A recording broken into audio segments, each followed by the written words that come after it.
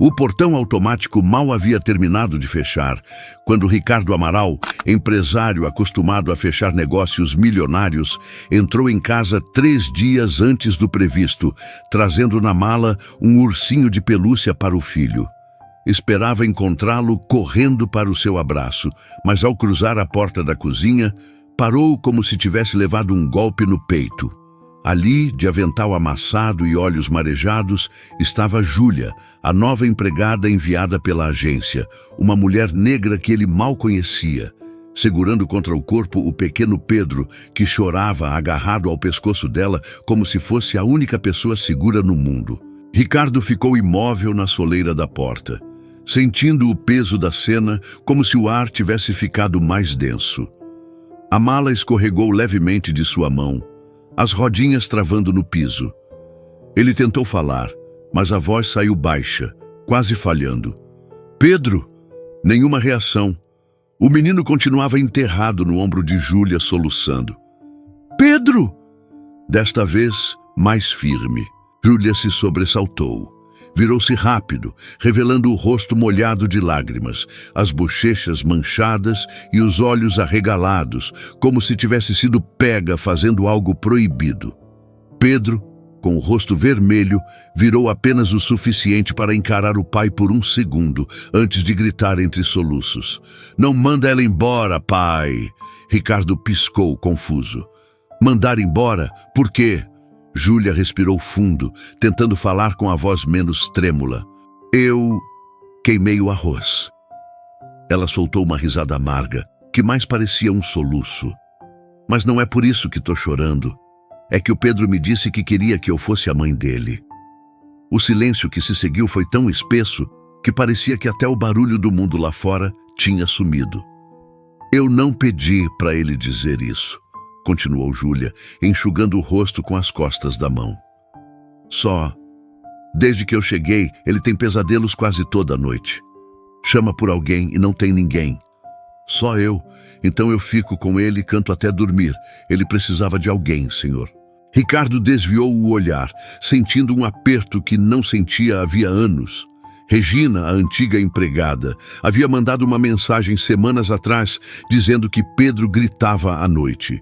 Ele ignorou, achando que era coisa de criança. Agora, vendo o filho grudado na nova funcionária como se a vida dependesse disso, percebia que não era fase, era solidão. Ela me ajuda a respirar, pai, Pedro murmurou, escondendo o rosto novamente no ombro dela. Ricardo se aproximou devagar, mas não sabia se tentava pegar o filho ou se recuava. Por que ninguém me contou isso? Perguntou quase para si mesmo. Júlia o encarou com um olhar direto, firme. Quem ia ouvir, senhor? O senhor estava em Lisboa, Brasília, qualquer lugar, menos aqui. Pedro se encolheu, talvez por medo de estar causando uma briga. Júlia, atenta, passou a mão pelos cabelos dele, murmurando: Tá tudo bem, meu amor, ninguém tá bravo com você. Eu não tô bravo, Ricardo disse rápido. Então mostra para ele, respondeu Júlia sem hesitar. Ele tem 4 anos, senhor. Não entende silêncio. Para ele, o senhor vai e volta com brinquedos, mas sem abraços. As palavras cortaram mais fundo que qualquer crítica profissional que já recebera. E pela primeira vez em muito tempo, Ricardo se sentiu pequeno. Trabalhei 18 horas por dia nesse último mês, confessou num tom quase envergonhado.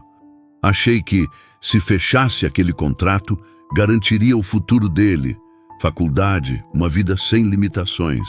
Ele não sabe o que é faculdade, Ricardo, Júlia respondeu, suavizando o tom. Ele quer panquecas no sábado, quer alguém para bater palma quando ele pula do sofá. Pedro levantou o rosto devagar, olhando para o pai com um misto de esperança e medo. Eu não sabia, Ricardo murmurou. O senhor não perguntou, disse ela, e não havia raiva na frase, apenas verdade.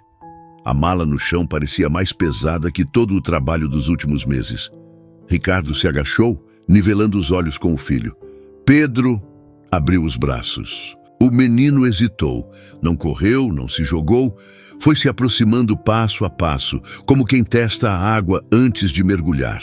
Quando finalmente encostou no pai, não foi um abraço explosivo, mas lento, como se quisesse confirmar se o calor era real. Ricardo fechou os braços ao redor dele com força. Desculpa, filho. Desculpa por não estar aqui quando você precisava. Não manda ela embora. Pedro pediu, num fio de voz. Ricardo olhou para Júlia, que tinha os olhos marejados outra vez, mas não desviava o olhar. Eu também não quero que ela vá, disse Ricardo sério. Quero que fique, não só como funcionária, mas como alguém que se importa com ele. E, se puder, como alguém que me ensine a fazer isso também. Júlia mordeu o lábio, surpresa.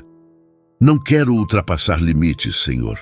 Então ultrapassa todos, respondeu Ricardo. Se for para ele se sentir seguro, não tem limite. O cheiro do arroz queimado ainda impregnava o ar, mas ninguém se mexeu para trocar a panela. Ricardo pegou o ursinho da mala e o entregou ao filho. Eu trouxe isso para você, mas devia ter trazido a mim mesmo antes. Pedro apertou o ursinho, mas não soltou o pai. Pela primeira vez em semanas, não havia lágrimas. Júlia respirou fundo, como quem solta um peso que carregava sozinha. Mais tarde, a casa estava silenciosa, exceto pelo som suave da respiração de Pedro, adormecido no colo do pai.